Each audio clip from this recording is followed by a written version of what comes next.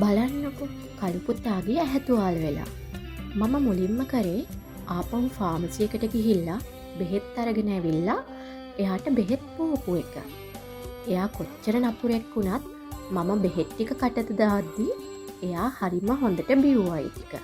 හරිම හොඳ බවුල්. ඉතින් ඊට පස්සේ මම සේලයින් වතුරෙන් හොඳට තුවාල පිහදාලා එයාට බෙහෙත් දාන්න පටන් ගත්තා. බලන්නකො කොච්චර නපුරෙක් වුණත් මම පිහදානකල් හරිම අහිංසක විදිහට හිටියා. එයාට කොච්චර වේදනාවක් තියෙන්නේ නැද්ද ඇහි. මට හරිම දුක හිතුණා. ඊට පස්සේ ගෙනාපු අයි ඩ්‍රොප් එකත් එයාගේ ඇහැට දැම්මා.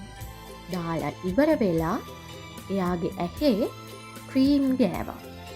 ක්‍රීම් ගහලා එයාලා දෙන්නටම මොකද මෙතන සුද්දිත් හිටියා බලාගෙන අපි මේ වැඩේ ඉවර කරනකල් ඊට පස්සේ මම එයාව රවට්ටන්න තියාගෙන හිටපු බනිස් එක දෙන්නටම බෙදලා දුන්නා.